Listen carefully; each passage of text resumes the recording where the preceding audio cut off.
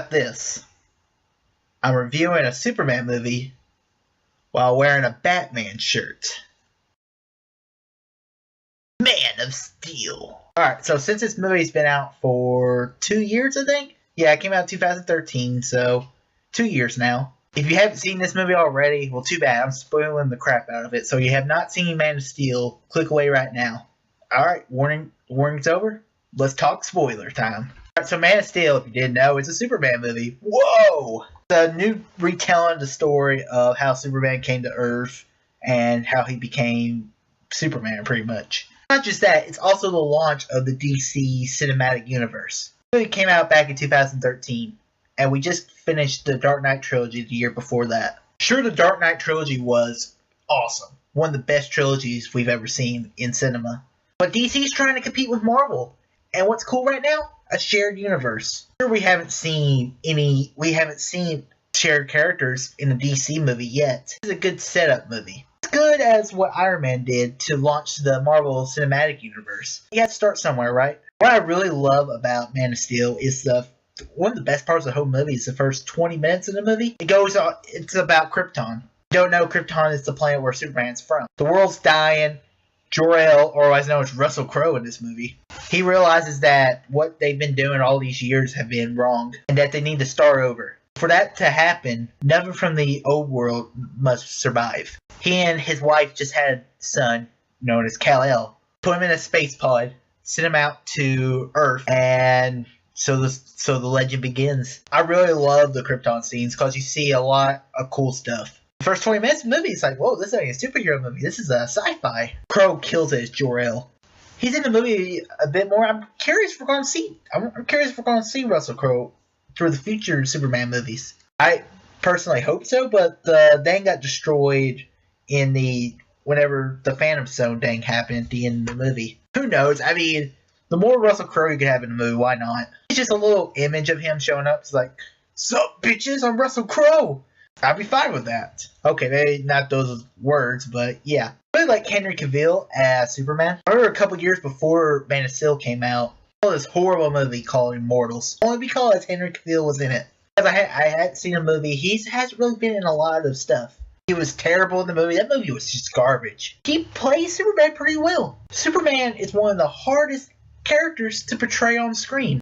It's just like Captain America. I didn't think Chris Evans would do Captain America well at all. He knocked it out of the park, and so did Henry Cavill. I don't think he was perfect, but I don't think he was bad at all either. That's one thing I really like. Superman's a guy who cares about people. One thing they show, he helps people, and no matter what, even if it's going to hurt him from people finding out who he is, he's going to help people no matter what. One thing I love about Man of Steel is the Easter eggs. One thing I'm kind of getting sick of in the Marvel movies is the post-credit scenes. I could talk the first time when you saw Sam Jackson, and you see Tony Stark, and he's like, we need to talk about the Avengers Initiative.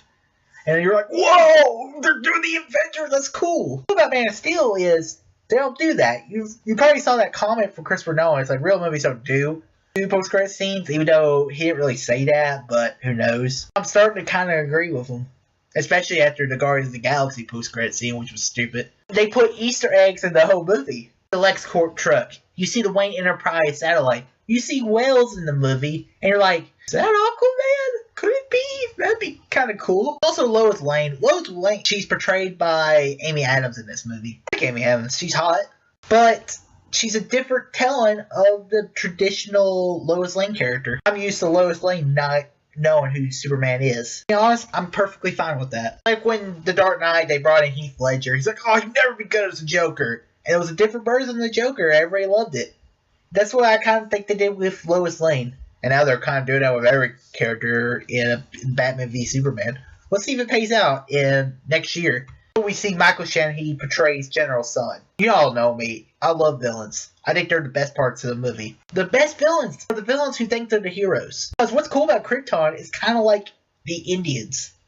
Not Indians, the Native Americans. Indians and actual Indians. It's all in a caste system where wherever you're born, you're assigned to do a specific job. And it even says that in the movie where Russell Crowe, Jor-El says, we found out that Krypton lost an important thing. A thing to decide who you want to be. Free will to choose, hey, I want to be a soldier. Hey, I want to be Superman. Hey, I want to be a farmer. Whatever you were born into is what you were stuck doing. His eyes, everything he does is for Krypton, either no matter how evil it is, I'm doing it for Krypton. Great humanizing the villain. Seeing a lot more of that as we see Lex Luthor, Batman v Superman, the Suicide Squad movie with like Deadshot characters like that. Overall, this is a great start up to the DC Cinematic Universe. Looking forward to Batman vs Superman. I think it's gonna be an awesome movie. The hype is so high right now. No offense to Marvel fans, but when I think of superheroes, I usually think of two superheroes. I think of Batman and Superman. Those are the two most iconic superheroes. Maybe Spider-Man would go in there as well. I think of the most iconic superheroes. I'm thinking of Batman and Superman. Looking forward to seeing what this DC universe throws at us next. I'm going to give Man of Steel a 4.7 out of 5. This is a great movie. I think everyone should check it out. It's not as great as Iron Man was to start up their Marvel universe, and Man of Steel did to DC universe. I think it's a great startup point, and I'm looking forward to seeing what happens next. Did you like Man of Steel? And what are your thoughts? Comment below. Tell me below. And tell me, who is the most iconic superhero in your eyes? If you haven't done so already, click that subscribe button to stay up to date to the latest video going on in Easy Nation. Go to my Facebook page to stay updated on Facebook of all videos coming out and what my plans are. All too easy.